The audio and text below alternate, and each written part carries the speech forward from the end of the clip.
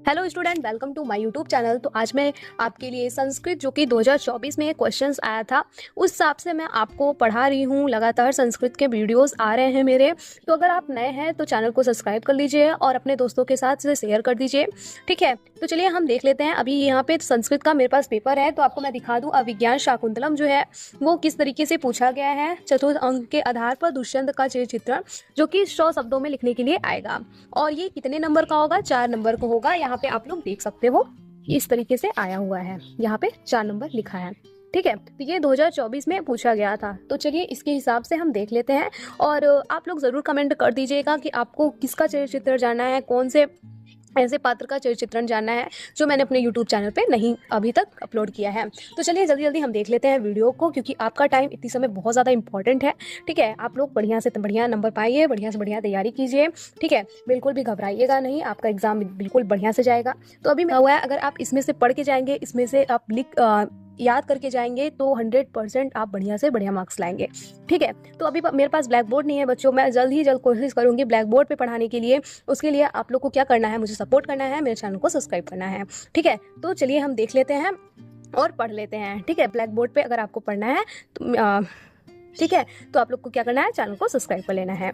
तो यहाँ पे अब हम देख लीजिए, यहाँ पे है दुष्यंत का चरित्र, ठीक है। दुष्यंत का चरित्र आप लोग को इस तरीके से दिख रहा होगा। तो चलिए अब हम वीडियो को शुरू करते हैं। तो ये 2008, 11, 12, 16, 17, 18 और ये 24 में पूछा गया था, ठीक है। इस तरीके से आप लोग समझ लीजिए। फिर आता है हमारा यहाँ पे। तो चलिए अब हम इसको देख लेते हैं। महाराजा दुष्यंत हस्तिनापुर के राजा हैं। वह सुंदर, हिष्ट पुष्ट और युवा हैं।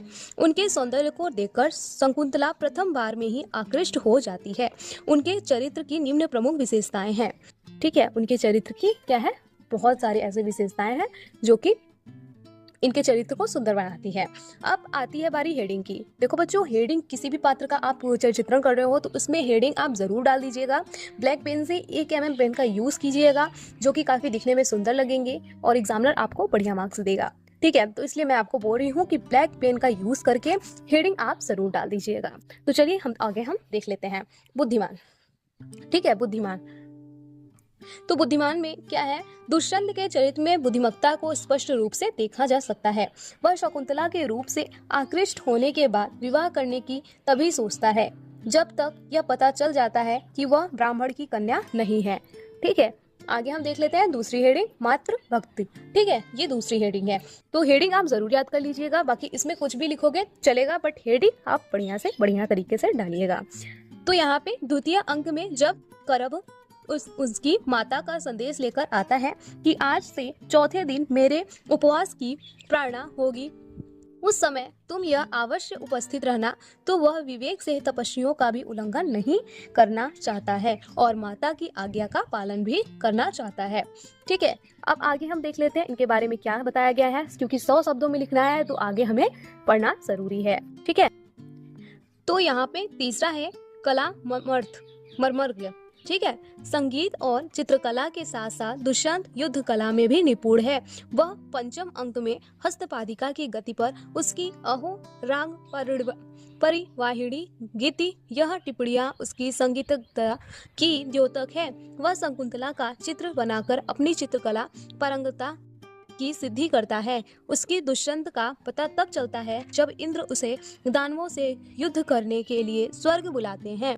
अब चौथा है सहृदय। दुष्यंत ऋषि मुनियों के सच्चे मन से सम्मान करने वाला है। वह आश्रम के मृगों एवं पशु पक्षियों पर सर संध्यान नहीं करता है। आश्रम में विनम्र भाव से प्रवेश करता है और आश्रम में किसी प्रकार की विघ्न बाधा नहीं डालता है। अब पांचवा है कुशल शासक। वह सफल शासक है, प्रजापालक है, कर्तव्यनिष्ठ है, सूरवीर तथा पराक्रमी, गतिशील है। वह आश्रम में बाधा उपस्थित करने वाले से आश्रम की सुरक्षा करता है। अब आता है हमारा छठवां हेडिंग, ठीक है, सच्चा प्रेमी। राजा दुष्यंत एक आदर्श प्रेमी है। प्रेम के क्षेत्र में उसका नाम आज भी अमर है। ऋषि शाप के मुक्त होने पर वह अपने परिचय प्रणय एवं गंधर्व विवाह शकुंतला एवं उसकी संतानती सबकी रक्षा करता है तथा अपनी वचन का पालन करने का पूरा प्रयास करता है। अब हमारा आता है 7वां हेडिंग, ठीक है, 7वां हेडिंग है हमारा राजा दुष्यंत अभिज्ञान शाकुंतलम नाटक का नायक है। ठीक है, उसके नायकत्व संबंधी सभी विशेषताएं दृष्टिगोचर होती है, उसका व्यक्तित्व भी प्रभावशाली है। फिर तो बच्चों दुष्यंत का चरित्र चित्रण में बस इतना है। अगर आपको ये वीडियो पसंद आई हो तो वीडियो को लाइक, चैनल को सब्सक्राइब करना बिल्कुल ना भूलिएगा। मिलते हैं नेक्स्ट वीडियो में महर्षि दुर्वासा का चरित्र चित्रण में। ठीक है बच्चों, मुझे ये इसमें कॉपी में लिख के पढ़ाना चाहिए था, बट मैंने ऐसा नहीं किया, इसके लिए मैं माफ़ी चाहती हूँ। बट मैं पूरी कोशिश करूँगी जितना भी चरित्र चित्रण अब मैं पढ़ाऊँ वो कॉपी में लिख के आपको अच्छे तरीके से समझाऊँ। तो बच्चों प्लीज़ आप लोग मुझे सपोर्ट कीजिए, चैनल को सब्सक्राइब जरूर करके जाइएगा और बेल आइकन को भी जरूर प्रेस कर लीजिएगा। मिलते हैं नेक्स्ट वीडियो में। Thank you, take care.